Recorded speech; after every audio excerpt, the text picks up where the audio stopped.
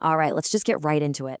Welcome to today's Explainer, where we're going to unpack a truly fascinating conversation about our daily entertainment habits, our shrinking attention spans, and the kind of hidden contracts we make every single time we sit down to consume a piece of art. I mean, we live in an era of endless swiping, infinite scrolling, and absolute instant gratification. But what happens when the entertainment we choose isn't instantly captivating? Today, we're exploring this short but honestly deeply philosophical interaction between a mother and her daughter, and it is going to challenge pretty much everything we think we know about being an audience member. So, I want you to take a second and really think about something. Think about the very last time you just abandoned a TV show midway through, or maybe you walked out of a movie theater, or tossed a book aside after getting through just one chapter. It happens to all of us, right? We basically live by this modern rule that if it doesn't hook us immediately, we just drop it. But to really explore the ethics behind this everyday habit, we're going to look at a story about a child named Ruhi and her mother, who we'll just refer to as Mama. Their completely normal afternoon outing sparks a really profound debate on this exact question. When, if ever, is it actually okay to walk away? Section 1. The Walking Out Dilemma. Leaving Midway. This whole exploration kicks off with a super common, totally relatable incident. Just look at the stark contrast in Mama's reactions to two seemingly identical requests. So in our first scenario, Ruhi finds the movie they're watching incredibly boring. She turns to her mom and simply asks, "Can we leave?" Her mother's response is immediate, totally casual. Sure, why not? They pack up, leave the theater, and drive home. Easy, right? No big deal. But skip ahead just a few days later. A completely similar situation unfolds. Ruhi and her mother are sitting through a live play. Once again, Ruhi leans over and says, "The play is so boring, Mama. Can we leave?" But this time, Mama's response is an absolute, rigid refusal. No, not at all. You can imagine Ruhi's sitting there, basically forced to watch the rest of this play, just calculating the logic of the situation. I mean, why the double standard? On the drive home, Ruhi finally asks the question we are literally all thinking. Why these different rules for plays and movies? To a kid, and frankly, to most of us adults, they're the exact same thing. It's just entertainment. They bought the tickets with their own hard-earned money, so they should be able to leave if they don't like it. The transaction is done. So why does the medium actually change the rules of engagement? Section 2. The Myth of Boring. Rethinking Disinterest. In answering Ruhi's incredibly logical question, Mama introduces this radical, almost jarring philosophical perspective on how we process our own disinterest. She basically drops a bombshell on Ruhi. She states, flat out, "In any case, one must not leave anything midway. There is nothing called boring." Just let that sink in for a second. Mama is arguing that just because something isn't to our specific liking, that doesn't make it inherently boring. She totally separates our personal preference from the objective value of the art. This is a massive paradigm shift. It completely removes the blame from the piece of entertainment and places the responsibility squarely onto the shoulders of you, the audience. Okay, so the crucial point here is how Mama expects Ruhi to handle this going forward. She gives her these actionable, albeit pretty demanding steps. Step 1, don't leave midway. You commit to the experience. Step 2, learn not to get bored. And this is wild because it implies that engagement is an active skill you have to practice, not just this passive feeling that washes over you.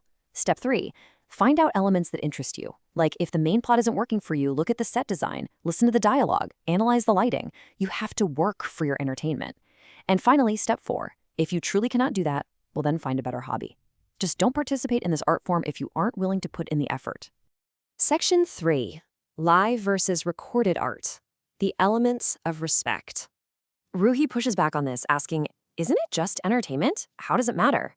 And this question brilliantly illustrates Mama's core thesis. She breaks down the fundamental difference between cinematic and theatrical art forms. A movie, she explains, is recorded. The actors on that screen cannot see you leave. Your absence literally does not affect their performance. But a play? That is live art. As Mama tells Ruhi, when people are up on that stage, breathing the exact same air as you, performing in real time, there is an element of respect that absolutely must be shown. Leaving midway is a direct, highly visible insult to the actual human beings doing the work right in front of you. Plus, let's be real, walking out disturbs the other audience members who are actually trying to enjoy the performance. Section 4. The Phone Distraction Epidemic. Inability to focus. Now, Ruhi, who is incredibly sharp, by the way, notices a glaring flaw in her mother's argument about audience respect. She points out that even if people aren't physically walking out of the play, a ton of them are constantly checking their phones. Right? We've all seen it.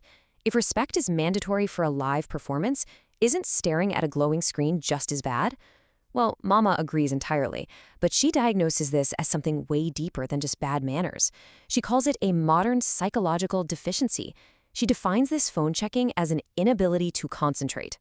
According to Mama, these people in the audience are neither truly present at the play, nor are they fully engaged with whatever is on their phone. They just exist in this weird state of being neither here nor there. And the ultimate tragic result? They are wasting their time and completely losing their biological ability to focus. Sitting through the boring parts, it turns out, is exactly how we exercise our attention spans. Section 5. Respecting the creator's effort. Respecting the unseen.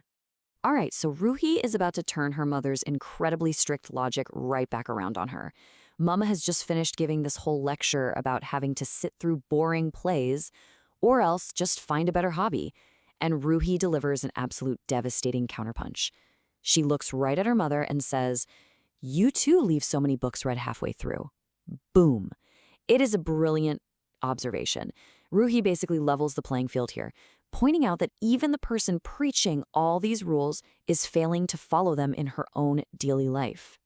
And Mama's reaction here is really what makes this source material so incredibly compelling. She doesn't get defensive at all. Actually, scratch that, she has this massive light bulb moment. She connects the dots.